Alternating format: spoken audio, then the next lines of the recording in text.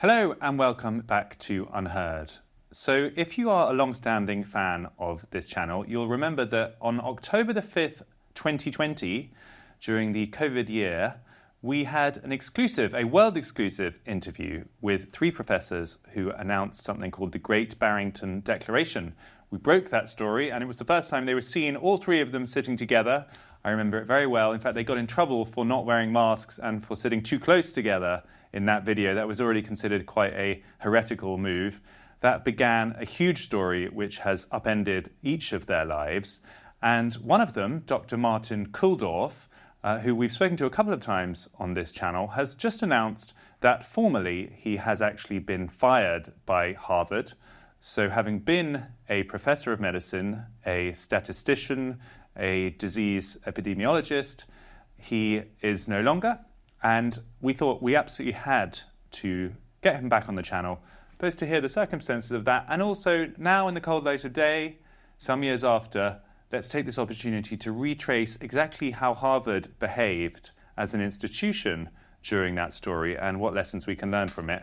He is just to the west of Boston, and he joins us now. Hi, Martin.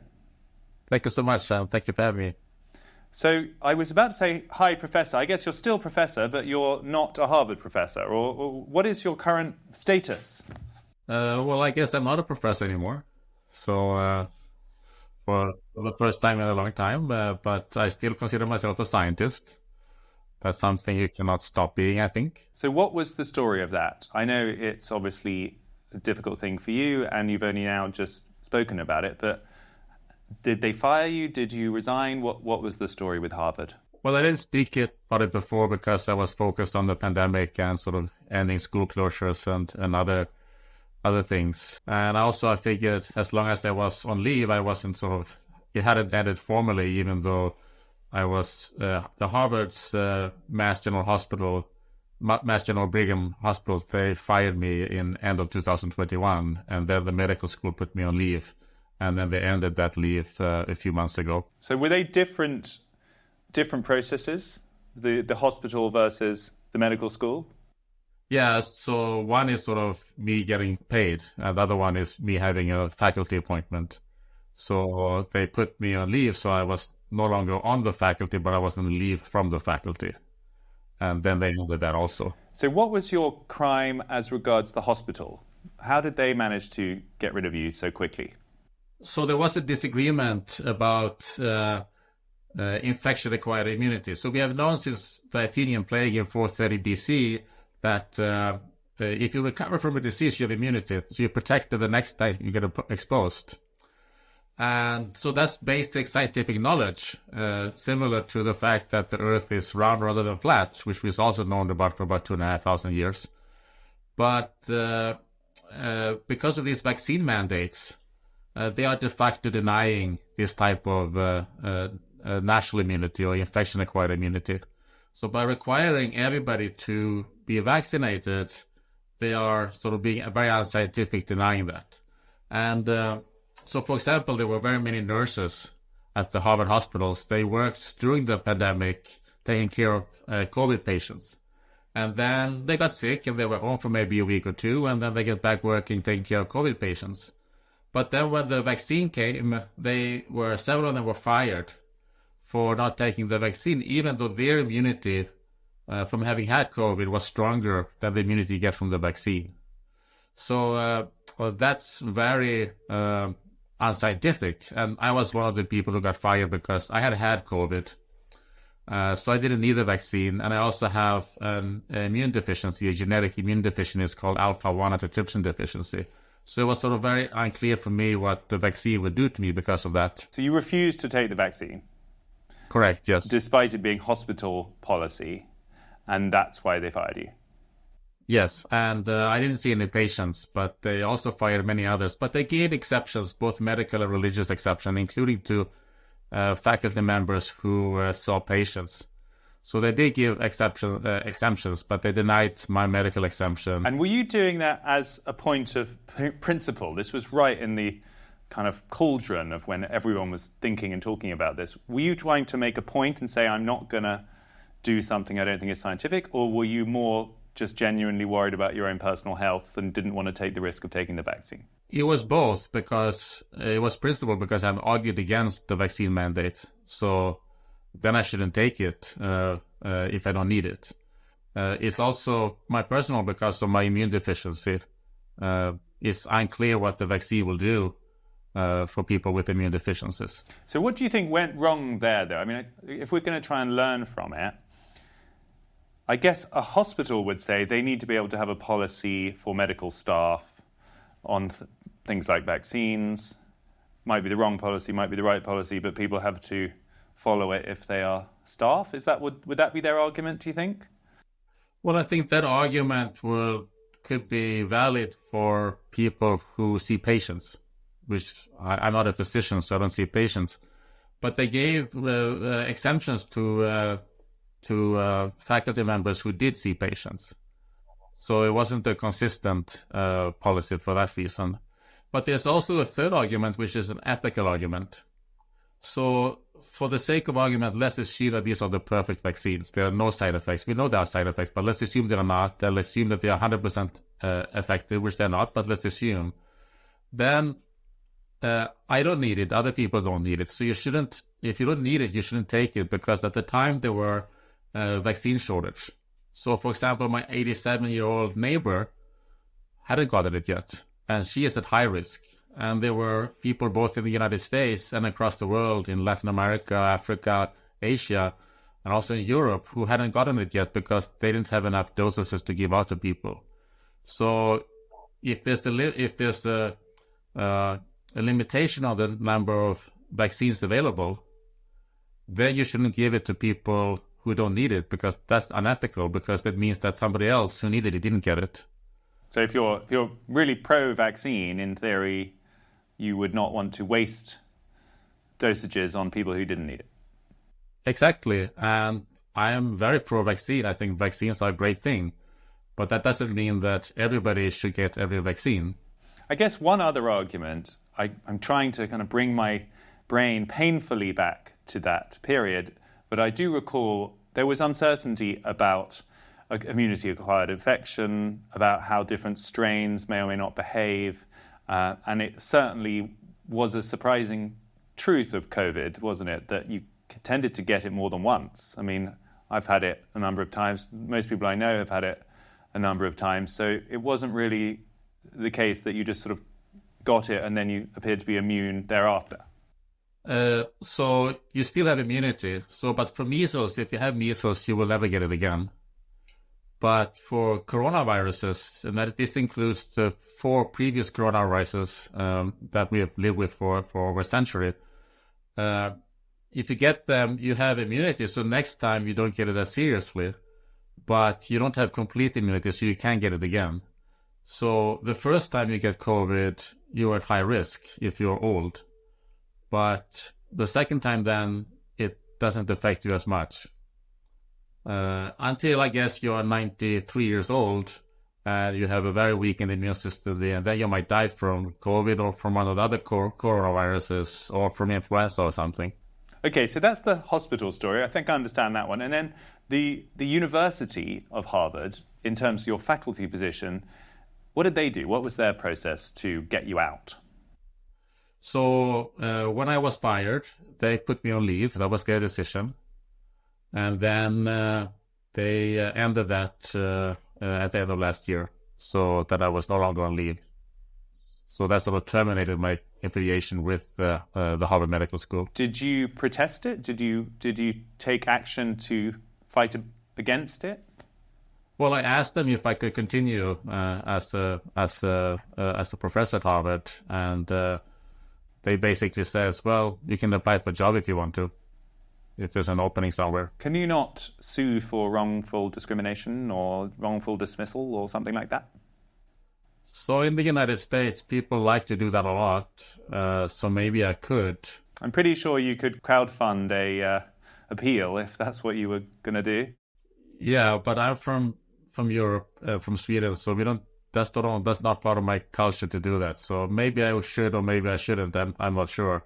My major concern is actually to help not just Harvard, but academia in general, to be more accepting of divergent viewpoints, and instead of having strict measures, and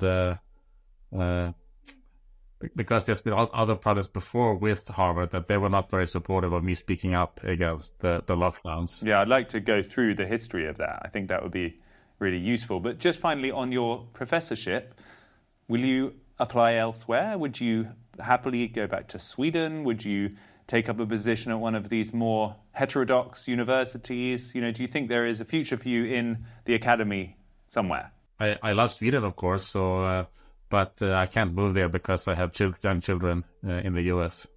So I will be wherever my children are, and that puts a restriction on actually moving also within. I'm a single father with 50% custody of my 8-year-old twins, so I cannot move very far from where I am now. So there are no other universities in the Northeast that you think might give you a job? I don't know. Well, let it be known. We're here on YouTube. If there's anyone watching and you're within an hour or two drive of somewhere to the west of Boston, send us a message. Let's have a talk a little bit about Harvard itself, because their behavior during this pandemic, I think most people would agree, was checkered at best and downright scandalous at worst. Let's go through Harvard's track record. So, the beginning of 2020, there's the COVID outbreak. No one really understands what it's about. Already on March the 10th, by your account, Harvard unilaterally goes to remote learning. They shut all physical classes before it was mandated, before it was even recommended. Why did they do that? That's a very good question, and they sort of set the pace for the rest of the US. So they were among the first, I think they were the first major university, among the first universities to do that. And then other universities and colleges sort of followed along. Whatever Harvard does, we should do. And that then went also to high schools and elementary schools. And then eventually the government came in also to sort of institute this. So Harvard was definitely in the lead when it came to closing down schools and universities. Was it the first university in the US to shut? It was at least the first major one. I haven't checked every university, but it's very surprising because we knew already at that time that while anybody can get infected, there was a 1,000-fold risk in mortality from the oldest to the youngest. So we knew that the students were not at risk.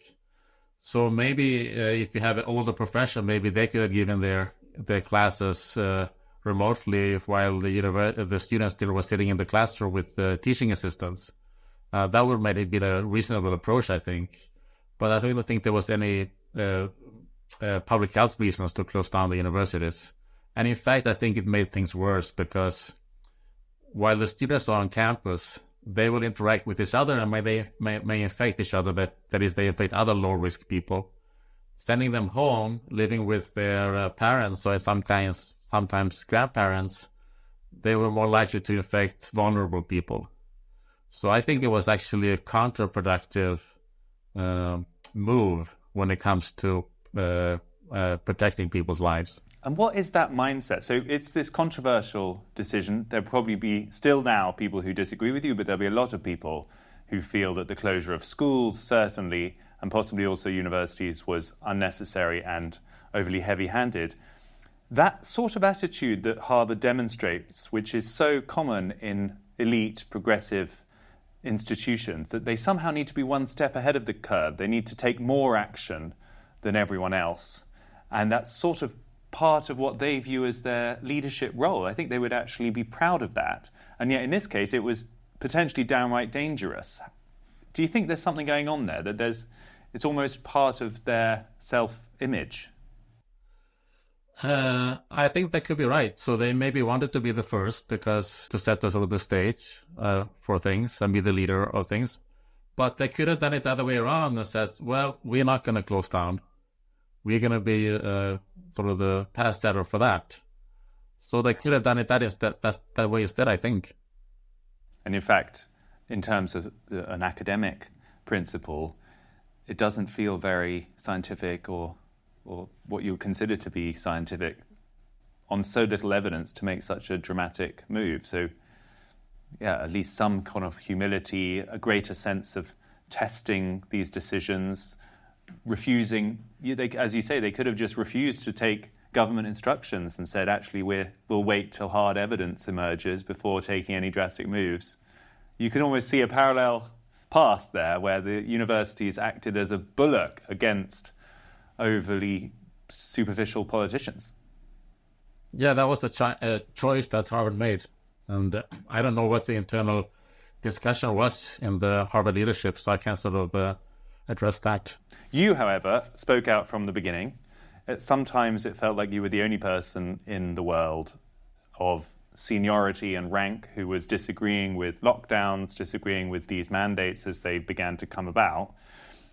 How did Harvard react to your rebellion? Well, during the spring of 2020, they didn't really know because I tried to publish in the US without any success. I was able to publish in my native Sweden in the major daily newspapers, supporting the Swedish approach of not closing schools and not locking down.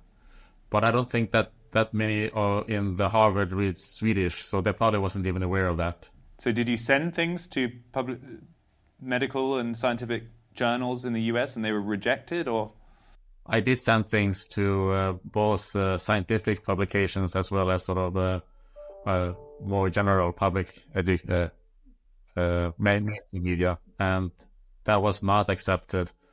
In the early summer, Sweden came out with, the Swedish Public Health Agency came out with a report based on the Swedish experience of keeping schools and daycare open for all children ages 1 to 15, and out of 1.8 million children, there were 0 who died from COVID. And there were only a few hospitalizations, and they also showed that the teachers were at no higher risk than other professions. So that was a very clear evidence that it was not dangerous to keep schools open, and of course schooling education is important. But then a little bit after that, New England Journal of Medicine published an article about whether schools should be open or not by 2 Harvard professors, and they didn't even mention Sweden in their discussions. So that's like testing a new drug, and not having a placebo comparison group. And that's not how you achieve truth in the world of science. So that was very strange that they would completely ignore the one Western country that kept the schools open and did so very successful. So your accusation then, put plainly, is that very senior scientists at Harvard willfully ignored inconvenient evidence in order to, I guess, tick a box of political convenience. I will not argue with what you just said. So your reputation starts firing up around the summer of 2020, right? Because that's when there's this controversy around Scott Atlas, who is another scientist who has been involved, who's actually joined the Trump administration. We did an interview with him from the White House, and he is then denounced by his Stanford colleagues in a big public letter, and you try and oppose it. Yeah, so it was a very strange open letter by his Stanford, 98 of his Stanford colleagues, where they were accusing him of doing pseudoscience, even though he was just following the basic principles of public health. So I wrote a letter of support to the Stanford Daily, which is the student-run newspaper at Stanford, where I pointed out that there were many others who agreed with his approach, including the world's preeminent infectious disease technologist Sunata Gupta at Oxford. And I invited them to have a debate because that's fundamental for science, that we discuss science with each other and sort of put different ideas and thoughts and theories against each other. But none of these 98 faculty members took up my offer. None of them wanted to debate me on this topic. So they were very happy to just slander Scott Atlas and accusing him of being pseudoscientific, but they were not willing to actually debate their arguments. And I think in terms of the public, it's very hard for the public to know who to trust because scientists might say different things, and that's natural. So But I think one criteria to use is a scientist who is not willing to debate their views with another scientist who is also sort of credentialed in their field. I don't think one should trust them. So if they don't have enough if they don't want to do that, it means they don't have the arguments to actually do that discussion. I think you shouldn't trust them. Your views were called by Mark Lipsitch, one of your colleagues at Harvard, extreme fringe views. Do you remember that? Yes, I think that's what he said, yeah. What do we make of that? Because it's quite an interesting choice of expression for one scientist to say about another. The fact that it's fringe means that it's sort of in the minority, doesn't it? It means it's not the same as most scientists. At least that was his claim, and therefore shouldn't be taken seriously. But you would think that a good scientific principle would be to keep on listening to minority views and not shut the door on them entirely. Or how do you react to that, hearing it back? Well, I agree with you. And I try to keep the discussions at a polite. It can be very passionate. I think that's good. But I try to keep it on a polite level and not using those kinds of words. So the Great Barrington Declaration, if we fast forward to October 2020, that's really where your global prominence kind of skyrockets. Looking back on that, do you feel that that was a good thing to do? Do you feel it was well handled? Do you have any regrets about it? Do you feel it was mistreated? What's your overall memory of that period? I have no regrets. I think it was a necessary thing to do because before that, there was a perception that there was consensus for lockdowns among the scientific community. And I knew from my own colleagues that I talked to personally that there was not. And those of us who tried to speak out had a very hard time to do it. So we had to sort of somehow get through and burst that bubble of thinking that it was scientific consensus for this. Previously, Scott Atlas had been dismissed because he wasn't a card-carrying infectious disease epidemiologist, even though he's an expert on public health policy. Sunetta Gupta was sort of dismissed. You had a great interview with her, but many of us sort of dismissed. There's only one person. So the fact that there were three of us helped, and the fact that we all had experience with infectious disease epidemiology, and we were all at reasonably respectable universities, Stanford, Oxford, and Harvard, that sort of made it impossible to ignore. So we were able to sort of burst that bubble. And that sort of changed it. So instead of censoring and silencing, it was now slandering and smearing. But that's actually a lot better. So every time there was an article dismissing the Great Barrington Declaration in The Guardian or The Hill or wherever, they would include a link to the Great Barrington Declaration. So I would say, yes, good, because people are smart, so they will click on the link and then they will read the one page and say, well, this makes sense, and they are credentialed scientists who think so, so maybe there isn't a consensus for these lockdowns among the scientific community. My memory of that era was, I confess, a little bit of frustration that you three didn't go further.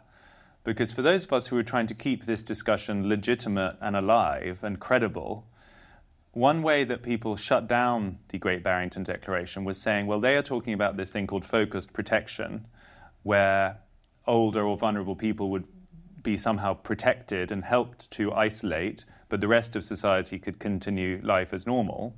But there was no detail as to how that might be achieved. You sort of said, well, we leave it to the scientific community or the public health professionals to work out how to achieve that. And so it became quite easy to say, well, they talk about this thing called focused protection, but everyone knows it's practically impossible because you have to have people coming in and out of care homes who are cleaning and cooking and looking after people, and young people live with older people. And so the idea of actually isolating a part of the community was never possible. That, I fear, was a big judgment on the Great Barrington Declaration. Do you feel you could have done more to explain and put detail on those views? So that was a very common criticism, especially among the mainstream media, claiming that it was impossible and that we had no concrete proposals. But that was actually false. because the declaration itself was only one page, so it only had, I think, 2 or 3 concrete suggestions for how to protect older people. But we also published an FAQ. It came out maybe a little bit later, a week or a couple of weeks later, where we actually had very detailed examples of what to do to protect older people. But that was very conveniently ignored when they criticized us. So we had very concrete proposals. For example, nursing home was a big problem, so there had to be less staff rotation. The fewer staff that people encounter, the less risk of getting infected. And we had people people working in multiple nursing homes. We needed more testing in nursing homes also. And we also suggested that older people, so what had happened now, some people could work at home, and 25-year-olds worked at home even though they don't really were at risk. And then you had a 65-year-old cab driver who was driving the cab and being exposed at the high-risk person. So we suggested that there should be the possibility for high-risk people, working-class people who have these jobs to use Social Security on a temporary basis or some other method so that they can sort of be home during the heights of the circulations, which is not the whole year, but is sort of in the northern hemisphere is during the winter. So we had several very, very concrete proposals for doing that. But that was very conveniently, I think, ignored by the mainstream media, who needed another sort of excuse for dismissing us. Okay, let's fast forward now to 2021. In a way, the conversation changed then from being all about lockdowns and whether we should shut down the whole of society to arguments around the vaccine. That's when it really, because the vaccine arrived in the spring of 2021 and it sort of dominated that whole second year of COVID. This is where you got in trouble because you were you were attached to the CDC. The COVID vaccine safety working group that they have sort of put together to sort of look carefully at the safety of these COVID vaccines on a sort of continuous basis. And we met usually once a week. And you were dismissed from that as well? I was, yes. I was fired from that committee. Why? Or that working group. Why? I am probably the only person who has been fired by CDC for being too pro-vaccine. Tell us that story. So in the spring of 2011, there was a shortage of COVID vaccines. And the U.S. had approved 3 vaccines, 2 mRNA vaccines, the Pfizer, Moderna, and 1 adenoviral vector vaccine, the Johnson & Johnson. And there was a report from some blood clots from the J&J vaccines among younger women. So CDC decided to take a pause and not administer this vaccine for a while. And I think that was reasonable for younger women because that's where we saw the adverse reactions. But also they are at minuscule risk from dying from COVID, so we're not really needed this vaccine very much. But I argued against doing a pause for older Americans because there was a shortage. They are at high risk. This was the 1-dose vaccine, so it's very important to reach hard to reach people, like people in rural areas where it's harder to give 2 doses, or maybe homeless people. This is, just to be clear, this is the Johnson & Johnson vaccine. Correct. Yeah. Which is not one of the mRNA vaccines that have also become very controversial. It's a more traditional vaccine where it introduces a kind of simulated version of the virus and you develop immunity to it. Yeah, so it's a more traditional vaccine as a 1-dose instead of a 2-dose vaccine. And why had they withdrawn it? Just because there was some adverse reactions among younger women, and so they pulled it completely? Yeah, they said, we're not going to give it now, we're doing a pause while investigating this thing. And of course, that vaccine was not given anymore then. And it made a huge story in the media that this was sort of a dangerous vaccine. So I argued against it, saying that it's fine to do the pause for the younger women, but we should continue to give this vaccine to older Americans because there is a shortage and they need it, and it's very important to reach certain very vulnerable groups. And you said this publicly? Yeah, I wrote an op-ed in The Hill, which is a US publication. And so they actually dismissed you for being too enthusiastic about distributing vaccines. They wanted you to be more vaccine skeptical as regards the Johnson & Johnson vaccine. I guess so. Or they dismissed me because I wasn't on board with the official CDC policy on another. So they dismissed me, but then 4 days later they lift the ban. But the publicity damage against the Johnson & Johnson has already been made, so people didn't quite trust it anymore. So it never recovered. The vaccine never recovered and went back to the old, the previous levels of distribution. So on vaccines, there's been so much debate and discussion since. Many people have theories. There are still, no doubt, even people watching this video now or listening on the podcast who will wonder whether, even though some of those other vaccines, not just the mRNA ones, but the more conventional ones, whether they had more side effects than are generally recognized. What's your overall view now? Do you think there were very serious side effects? Do you think the numbers of people affected were high or small? Where are you at now? And of course, you can't be fired from anything, so you can say whatever you like. So there's been two papers. One paper claimed that the vaccines killed 17 million people. Another paper claimed that it saved 14 million people. So obviously both can't be true, but both of those papers are actually very weak, and I don't trust either of them. The problem is we don't have as good information as we should about these vaccines. When they were approved on randomized trials, which is good, but they were approved for reducing symptomatic COVID infections. And that's not what matters. I don't care if you are sick for a few days and have to stay home in bed. I care about you staying alive. So I care about death and to some extent hospitalizations. But the original trials did not evaluate death from this vaccine because they were not designed correctly. They enrolled mostly young and middle-aged people who would survive COVID, whether they had the vaccine or the placebo. So they should have enrolled older people more older people in the 70s and 80s and the 90s to actually know if this vaccine reduced mortality or not. So my feeling is that in 2021, when most people hadn't had the vaccine yet, had COVID yet, I think it saved lives for older people. It's a big question mark among children and younger people. I think that's unknown whether they did more harm or good. We know that there's certain adverse reactions, like, for example, myocarditis, especially in young men.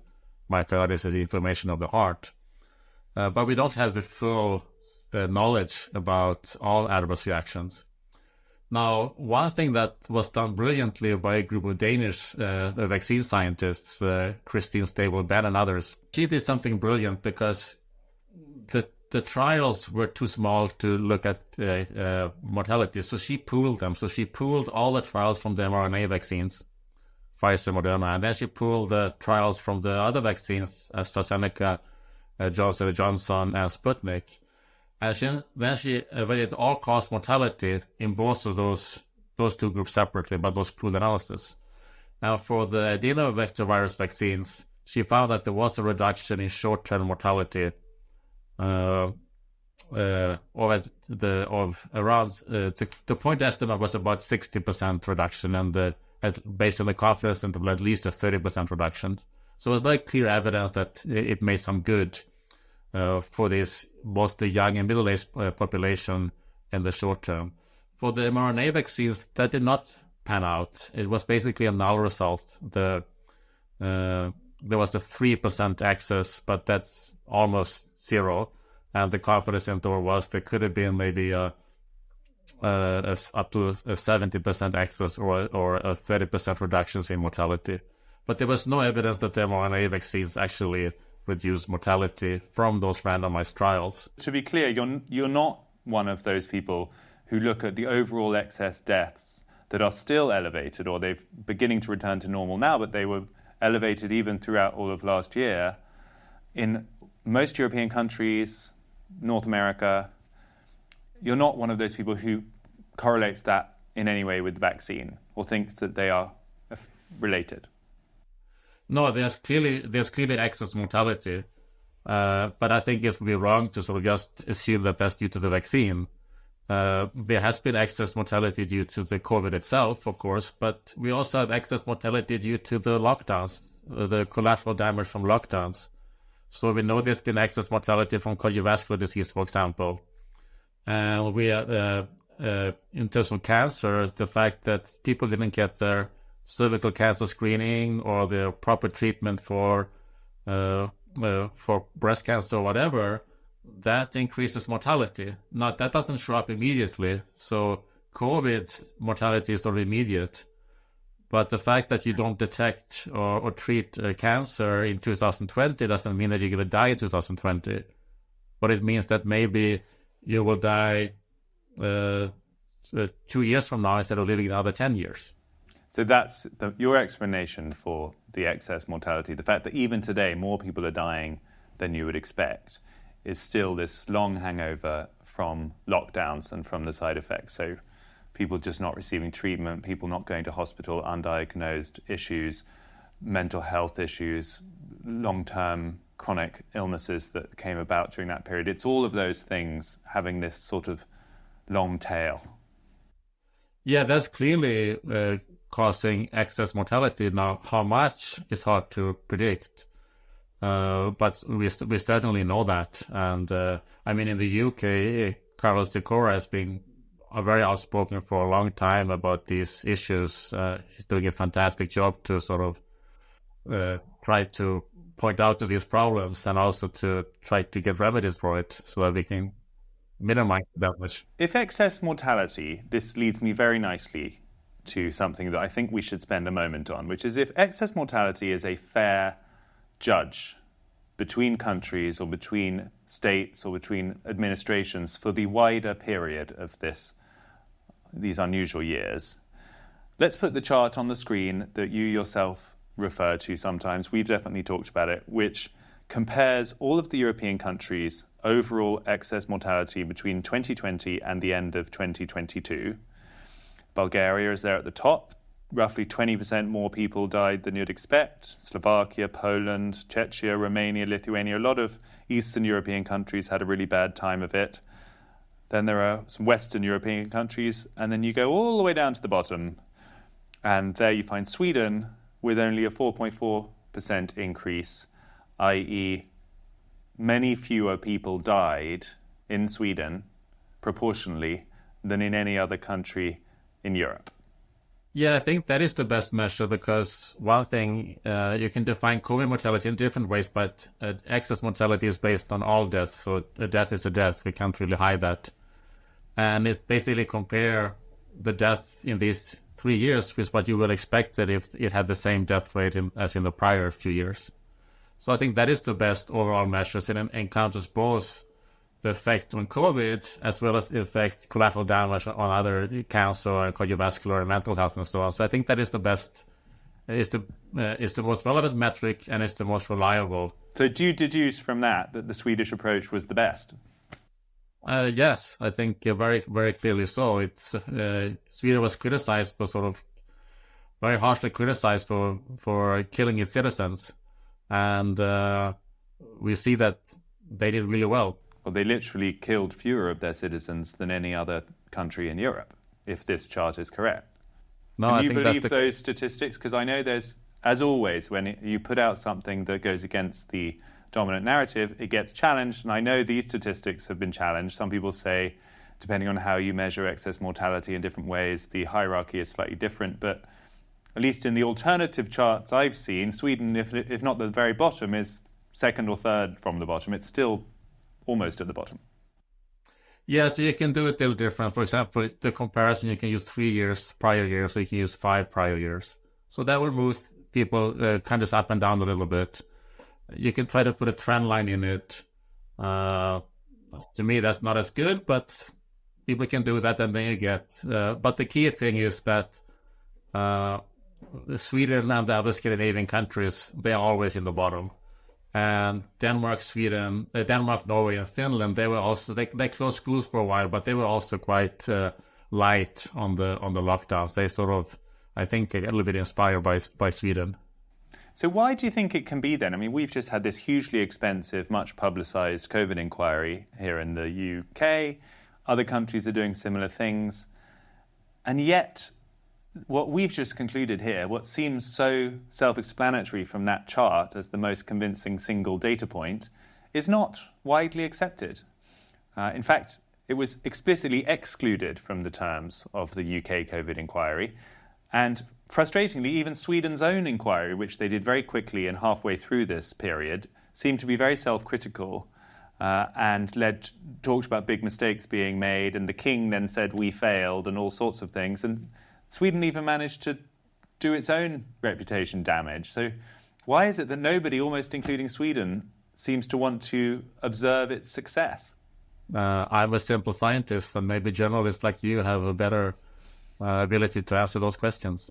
Well, you've been thinking about it a long time, Martin. It's cost you your career in a way, or at least your former career, and this is your country, Sweden, and I feel like you must have some sense of what's been going on there. So I think that the Swedish approach, which was, and Anders Tegnell and Johan Giesecke, who were sort of the main architects of it, had a lot of support in Sweden from the public. There was an open discussion, and that was good. And I was part of that discussion, arguing, sort of supporting what they were doing.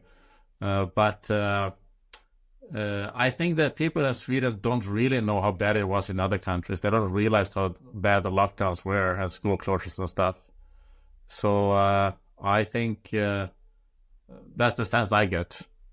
They don't know how lucky, Swedish people don't know how lucky they were. Final question for you, Martin. It's a bit of a broad one, but having been through such an extraordinary experience, having gone from being an establishment Harvard professor, quietly going about your business, to being considered this much more controversial character and been literally fired from a number of positions, what is your main reflection on it? What have you learned about the way the world works, about human nature?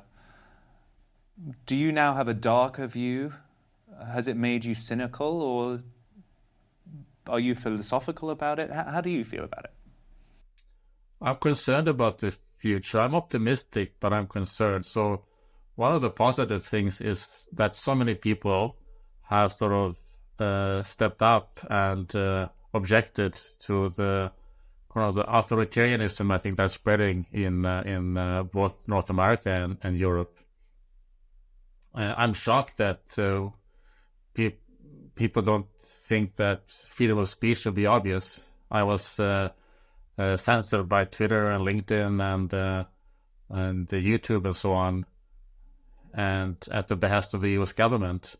But those kind of censorship is, I thought we all agree that we should have freedom of speech, but I don't think there is that agreement anymore. And I think there are dark clouds both in the US and in the European Union about this issue. So I'm concerned, but I'm also hopeful because there's more and more people speaking up and defending freedom of speech and defending academic freedom and defending consent to medical procedures. So in that sense, I'm optimistic. But we may be on the tipping balance.